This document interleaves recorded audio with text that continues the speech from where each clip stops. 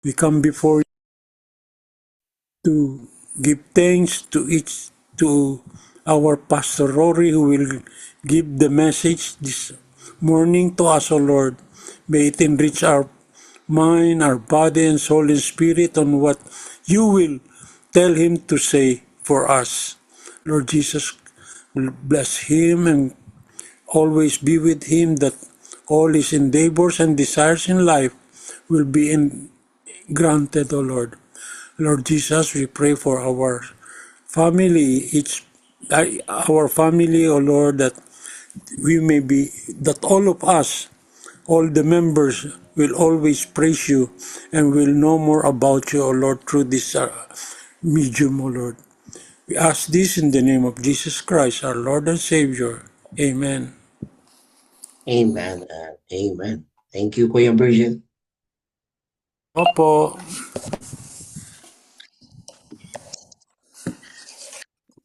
Retracing in the waters. Yan po yung ating pong tema sa umaga pong ito. Noong pong binabasa ko po ito, and then nag-ano po ay, paano nga po tayo makakapag-rejoice sa gitna ng tubig? Lalo na kapag ito yung maalon at rumaragasa ang paghampas nito.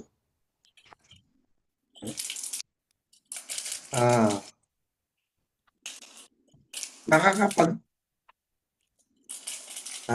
sayak kaya o galak kapag dumating yung unos sa ating buhay. At yung unos na to, paano ka makakapagdiwang sa gitna man ng unos o na bagyo sa buhay. Ang sabi nga po dito sa February 6 today, ang title kanina na nabanggit na, He turned the sea into dry land. They passes through the waters on foot. Come, let us rejoice in Him. Alam natin ang kwentong ito, storyang ito, na ang Israelita ay sila ay nakaapak sa tuyong dagat at tuyong ilog. Nung panahon ni Moses at ni panahon ni Jose o ni Josue, sila ay umapak nung nakita nila yung pulang dagat o the Red Sea or the Dead Sea na ito ay tuyo na. Sapagkat sa gitna ng ganitong sitwasyon, lalong-lalo na ay sila ay sumusugod sa kanila ang Ehipsyo. At sa kanilang pagitan ay isang dagat na kung saan ay hindi nila malakaran. Nung sila ay naguluhan at nung sila ay nagkaroon ng kapagkabalisa, sila ay tumawag kay Moses. At sa pagtawag nila kay Moses, at si Moses naman ay nanalangin sa Diyos, natuyo ang dagat na pula or the Dead Sea. Ganon din sina Jose o si Joshua. Bago man sila makalakad papunta sa Jericho ay kailangan nilang dumaan sa ilog o sa dagat.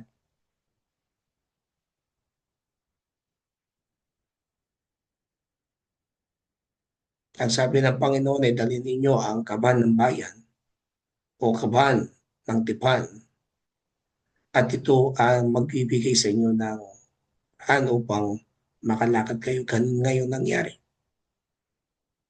Pero bago sila tumuntong doon, ang dami nilang tanong.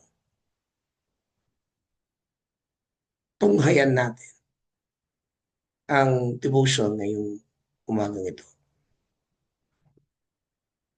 It is a profound statement that through the waters, that very place where we might have expected nothing but trembling, terror, anguish, and dismay, the children of Israel stopped to rejoice in him. How many, how many of us can relate to experience? Who of us, right in the midst of our time of distress and sadness, can have been able to triumph and rejoice as the Israelite did?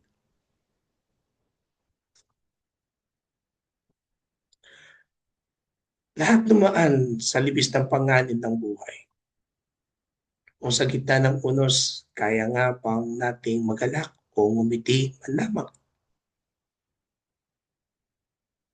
Katulad nga ako kanina, mapangingitiw nga ba tayo kapag tayo dumadaan sa panganib? Kapag tayo ay namatayan, nawalan ng mga mahal sa buhay, o katulad ng mga Israel ay nandun sila sa gitna at hindi nila alam kung anong kanilang gagawin. Makakagalak nga ba tayo na kapag may mga pagsubok ka, may mga tao na kung saan ay talagang inuuga ang iyong pananampalataya, nasusubok. Ang sabi ng Panginoon ay laging magalak. Saan natin makikita yan? Makikita natin yan sa unang Tesalonica, Kapitulo 5, versikulo 16, always be joyful. Maging masaya ka. Masaya sa lahat ng pagkakataon. Kaya ito'y isang paalala sa atin lahat. Kasi kapag tayo nga naman ay dumaan sa libis na panganib ng buhay o ng kalungkutan, nandoon yung pagluha, pagtawag, kaguluhan sa atin buhay. Ngunit hindi makatawag man tayo sa Diyos, ang daming nating mga tanong, ang daming mga kapalisahan na gaganap.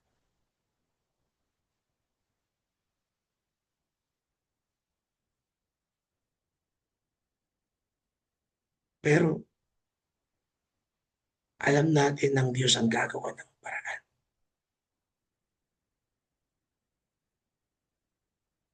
Anong kailangan lang natin gawin?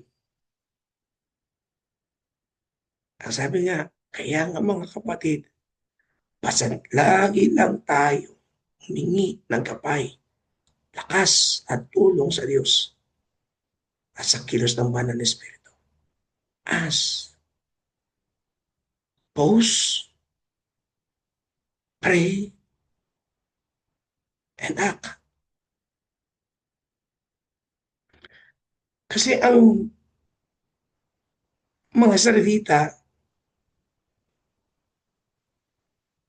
hindi sila makakalagpas doon sa dagat ng pula o sa Dead Sea o Red Sea kung hindi nila aapakan yung ilog na yun, ng dagat na yun. Hanggat hindi ka gagalaw, hanggat hindi tayo mananalangin, hanggat hindi tayo tatawag sa Diyos, yung libis na panganib ay hindi natin malalagpasan kung hindi tayo ahakbang.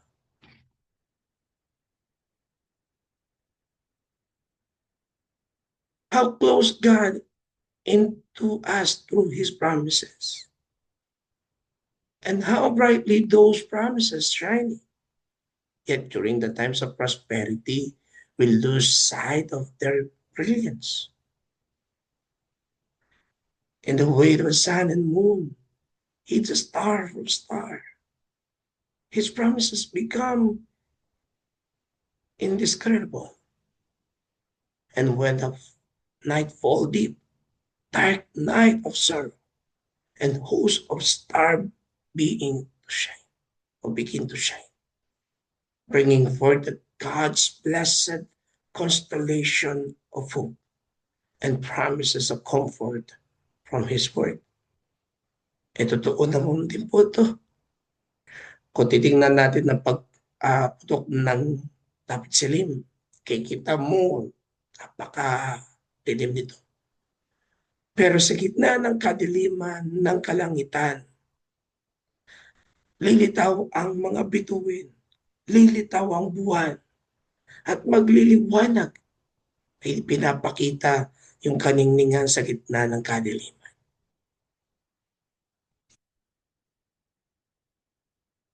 Tanong, gaano nga tayo kalapit sa Diyos at sa Espiritu Santo?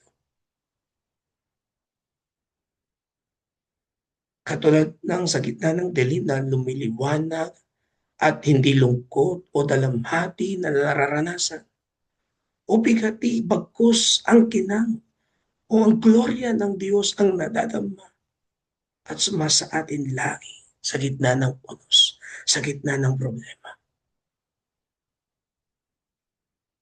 Hindi po ba, mga kapatid, na sa gitna mang ng ganitong sitwasyon, ang Diyos ang nangungusap sa atin upang tayo magkaroon ng kapayapaan. Kaya nga yung tanong, gaano nga tayo kalapit sa Kanya? Gaano tayo tumatawag sa Kanya? Gaano tayong nihiling o nananalangin na sinasabing, Panginoon, tulungan mo ako sa gitna ng ganitong sitwasyon. Palakasin mo ang loob ko.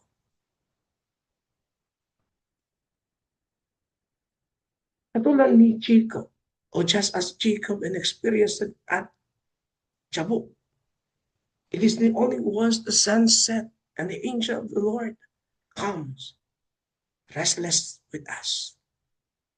And we can overcome. It was the night. It was at night. At twinkling. Twinkling. In Exodus chapter 30, verse 8, and Aaron lit the sanctuary lamps, and it's the often during nights of travel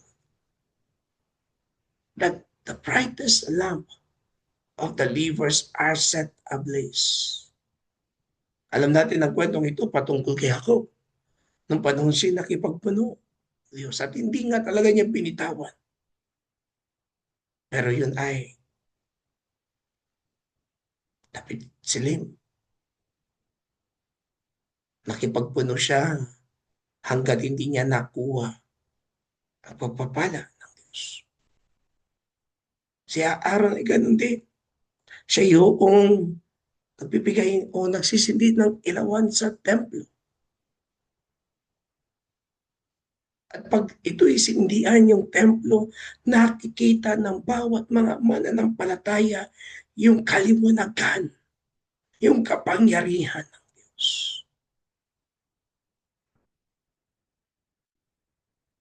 Kaya sa oras na to, mga kapatid,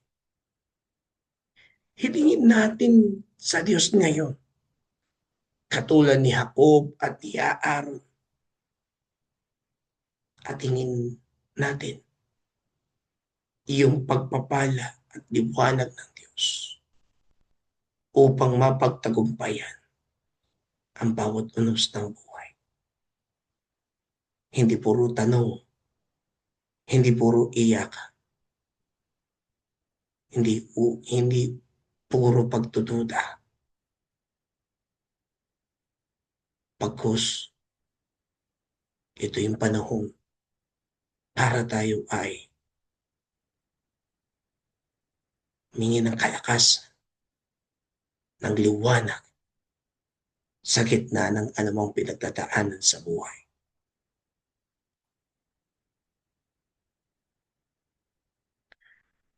It was during the dark night, loneliness, and exile that John had the glorious vision of his Redeemer, and that is Jesus.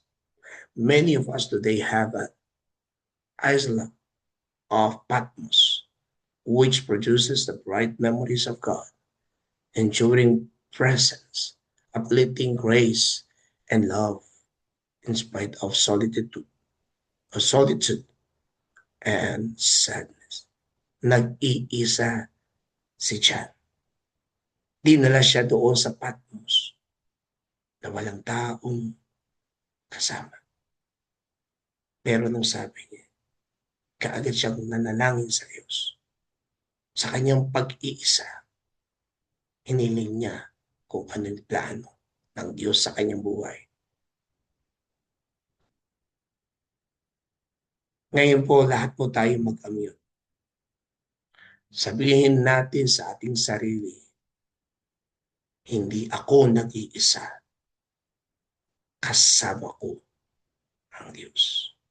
Let us declare on this one. 1, 2, 3, go. Hindi ako nag-iisa, kasama Sama ang Diyos.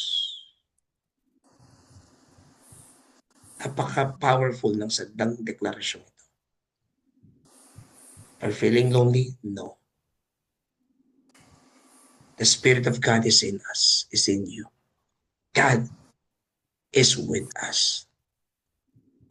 Kaya nga po may kanta eh. Kasi ang kantang ito ay kasama natin ng Diyos. Hindi ako mangangamba. Hindi ako malulungkot. Kasama natin ng Diyos. Sabi nga pa doon sa refrain niya, dumaan man ako sa ilog, hindi ako malulunod. Dumaan man ako sa apoy, hindi ako masusunod. Yan ang kanta. Nakasama natin ng Diyos. Kaya si Juan, nung nasa Patmos siya, nanalangin siya, kaagad. Humingi siya ng gabay sa Diyos. Lord, ano nga po ang plano? At nung ginawa niya yun, sa kanyang pag-iisa, sinamahan siya ng Diyos. Pinalakas siya ng Diyos. Nangakala nila ay siya ay mababaliw. Nangakala nila na siya ay wala nang magagawa dahil siya ay nag-iisa sa lugar na yun. Pero hindi. Nagpakita ng Diyos ng isang revelasyon. At ang Diyos ay nangusap sa kanya. Kaya meron nga po tayo ngayong revelation o apokalipsis sa bagong tipan, sa kabuuan ng banal na kasulatan. You feeling lonely? You said no. Kapag pinapaisip yan ng kaaway, sa gitna ng asan ng Diyos mo ngayon, nandito siya kasama. Kasama mo nga ba? Eh bakit yun? Parang nag-iisa, hindi ako nag-iisa. Kasama ko ang Diyos. Sabihin natin, mapapaluha man ako, mapapatangis man ako, ang Diyos pa rin ang kasama ko. Siya ang aking patnubay at gabay. Lakas, sandigan, matibay na ako. dahil hindi ako iniwan ng aking Diyos. At iyan ang ating Panginoong Jesucristo. How many travelers today still passing through the Red Sea and Jordan River and earthly affliction will able to look back from eternity, filled with memories of God's grace, goodness, and say, we passed through the waters on foot, and yet even this dark experience with waves surging all around, we stop it and say, let us rejoice in Him. Ito po ang sulat o devotion ni J.R. Mactoff. Totoo naman po ito sa ating pong paglalakbay ay talaga makikita mo ang affliction ng Diyos. Pero paano tayo lumalakad? Sinasabi natin kasama natin ng Diyos o baka naman ay lumalakad tayo at nauuna tayo sa banal na Espiritu o sa Diyos. O ang ibang salita dito, pinangungunahan natin ng Diyos. At kung minsan ay inuutosan pa natin siya.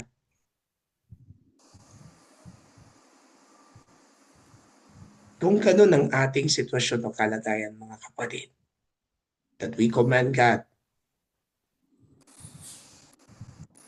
ang kapatid, palitan natin ang ating style.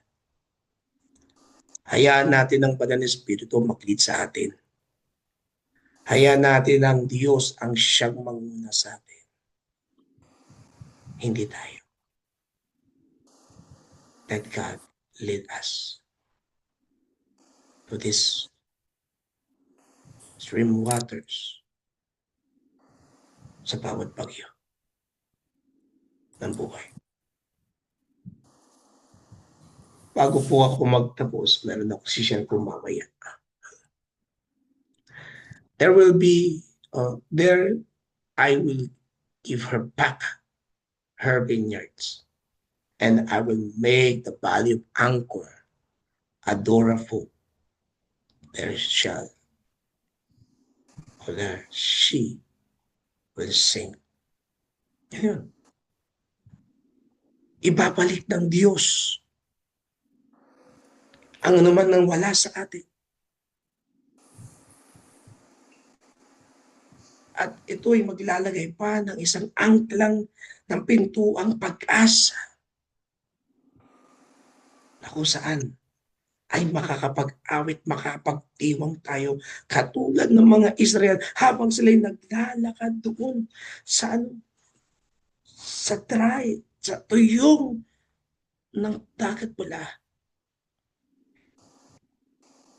na hindi man nabasa ang kanilang mga panyapak.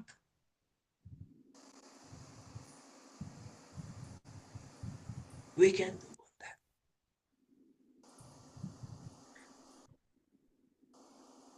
Nakapagtrabaho po ako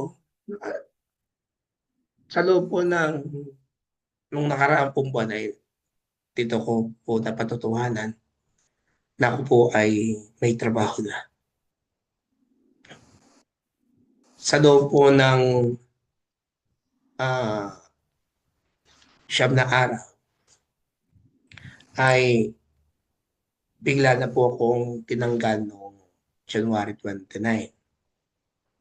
But keep on waiting dahil napuntung sa sahod at hindi pa po binibigay. Yung pong alam ko kasi yung pagbibigay ng sahod dahil marami na pong beses akong may karanasan. Lalo na kapag sa gitna o 9 days o 15, magpi-15 days because kasama na yung Sabado Linggo dahil po yun yung fiesta o day off. Nung pong na-receive ko yung sahod, nabigla ako. Sa bigla ko isinend ko po sa aking kabiyak kay Mrs. At ang reaction din po niya ay, "Ha? Bakit ganyan?" Ang sahod, ang pinagtrabahuhan ko ng 9 days, binigyan lang po ako ng €26. Yung €26 na yon,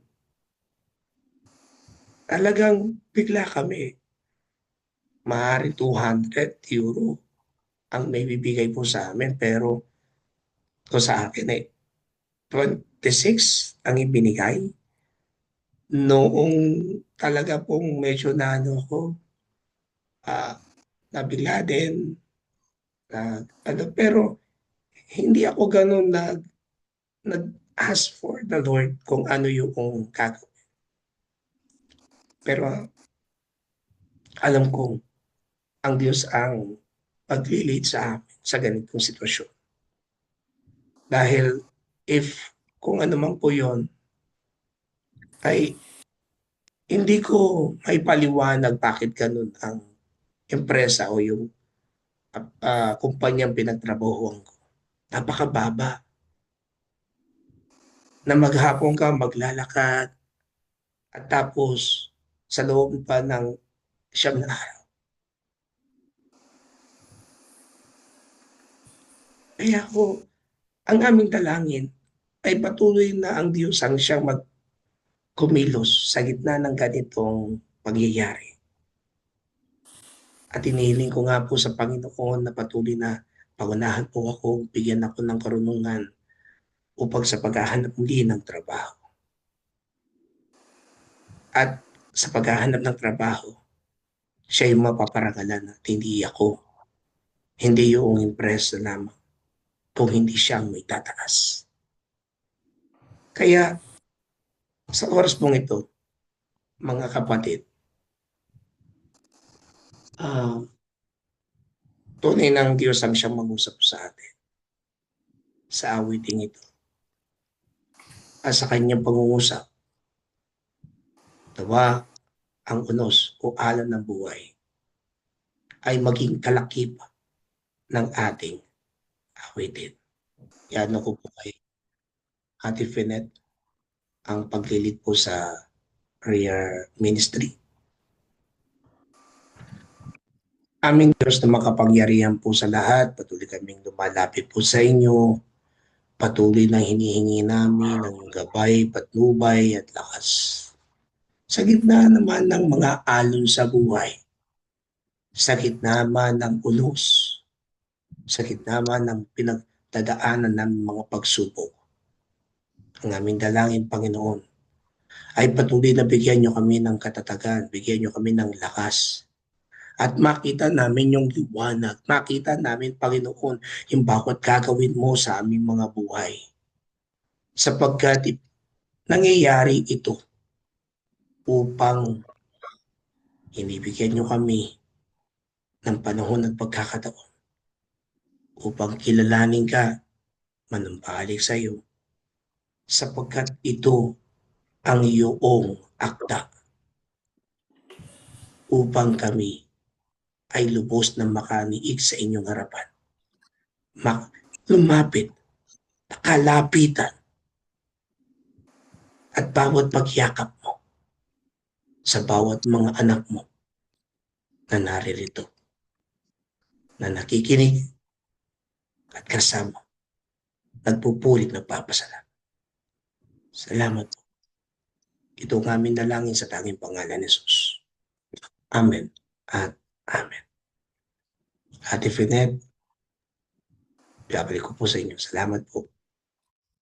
Amen, amen. Praise God. At thank you, Pastor Rory, for delivering God's message to us today. So, God. Amen. Maraming pong salamat sa inyong pong panalangin. I receive it, I claim it by the name of our Lord God and Jesus. So, sa oras pong ito, mga kapatid, sabay-sabay po Pastor natin. Rory? Po. Ay, sorry po. Sorry to interrupt. Mamaya po pag pakisama po si RC sa prayers kasi she's in the airport traveling from the Philippines to the UK po ngayon in a few hours time. In a couple of hours po. So, Sige po. safe travels po. Thank you. Okay.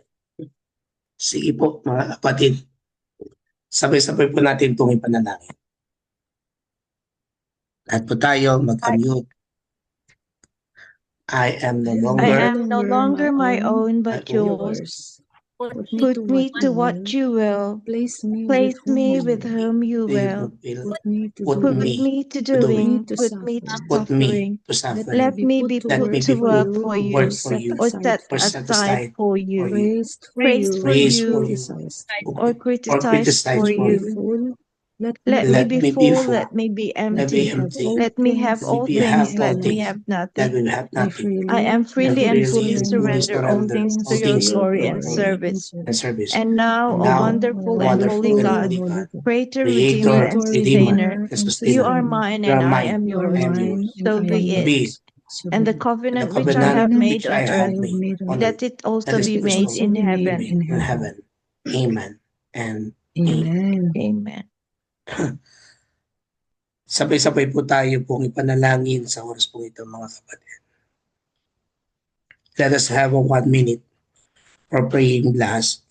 Sa lahat po mga nagtatravel, ganon din po si RC na pauwi o pabalik po sa UK. Let us all unmute and pray for her. Lord, patuloy po kaming lumalapit po sa inyo. Lord, we're just lifting up to you RC at this moment, Lord. She's in the airport and about to travel back to the UK. Father, we pray for smooth travels, for safe travels, and also bless all those airline crews and everyone working in the airport so that everything will go smoothly, Lord, on our travels and all the passengers too traveling today. We ask for your guidance and we ask for your Thank you po. hand, Lord, in all their travels in Jesus' mighty name. Amen. Thank you, Lord. Thank you. Thank you. Thank you po. Mercy. Jesus. Amen. You receive, my dear brother and sister in Christ, the blessing of our God the Father, the Son, and the Holy Spirit in His Word.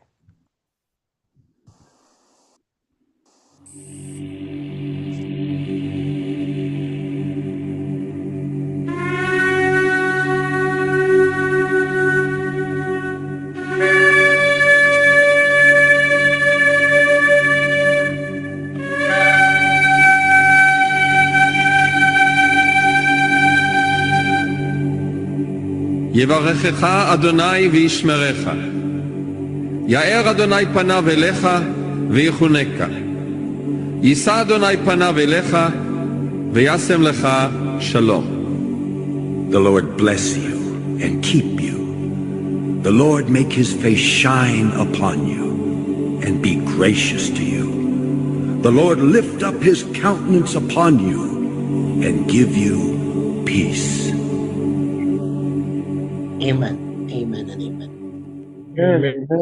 Shalom, everyone.